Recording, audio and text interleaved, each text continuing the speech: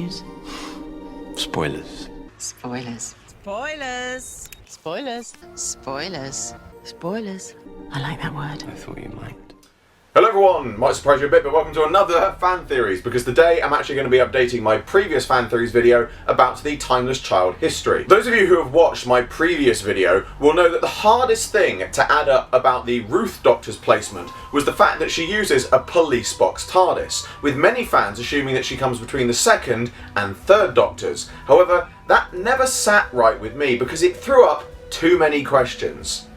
But I think I might have some answers. So my original theory in my previous video remains largely unchanged, and I'm going to give you a short recap of that now, but if you haven't seen that yet, I do urge you to go and watch that, as I am going to leave some elements out of this recap, just simply for the purposes of time. In my original theory, I suggested that the Timeless Child went on to use the name Doctor. However, I'm actually now going to revise this and suggest that from the start, they used the name The Other, a founder of Time Lord Society, of whom the Morbius Doctors were incarnations of. Eventually, tiring of the Time Lords and the Division's control over them, The Other threw themselves into a loom and was unravelled, and later became reincarnated / reborn into another young Time Lord body with just 13 lives, who would go on to become known as the Doctor that we know. Knowing who this new young Time Lord known as the Doctor really is, the Time Lords decide to keep an eye on them and allow them to rise through the ranks of the Academy and Time Lord Society to the high position of Scrutinary Archivist on Gallifrey. Whilst holding that position, the First Doctor learns of his past, of him being a reincarnation of the Other, but only that the Other was a founder of Time Lord Society and not his true origins as the Timeless Child,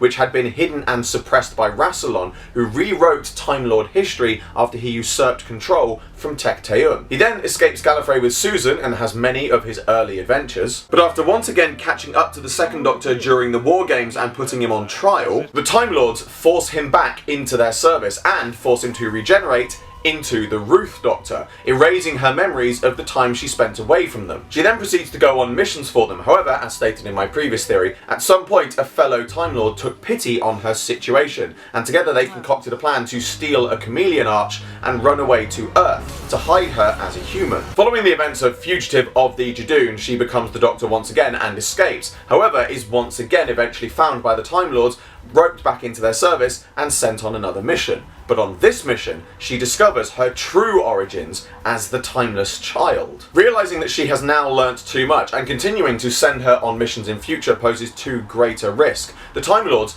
wipe her memory of working for them completely, but restore her earlier memories as her time away from Gallifrey as the First and Second Doctors, and place her back before the outcome of her trial. However, in order to hide their actions, but also to preserve the timeline of everything that the Ruth Doctor had done for them, rather than winding back her timeline, they instead degenerate her back into the Second Doctor, and in doing so grant them an extra single regeneration to replace the one they've used up as her time as the Ruth Doctor. From here on, the War Games proceeds very much as planned, with the Time Lords exiling the Second Doctor to Earth where they can keep an eye on him, and choosing to only send him on lower risk missions. And this theory also leaves room for the series of Second Doctor comics, where the Second Doctor is exiled to Earth, but before his regeneration, which takes place in the final comic and leads into the events of Spearhead from Space. Now, I'll be perfectly honest, I'm still a little unconvinced by this theory, but as the biggest pitfall of the Ruth Doctor was her placement due to her police box TARDIS,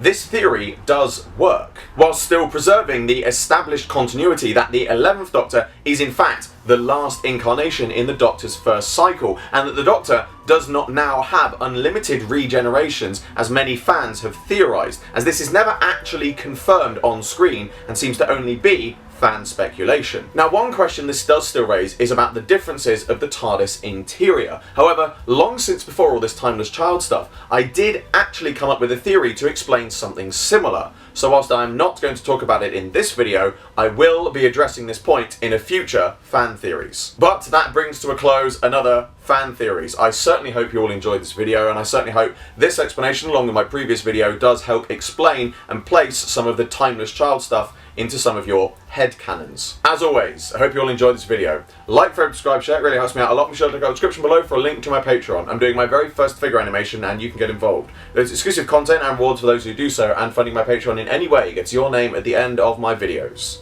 I salute you all, and I will see you with another video very soon.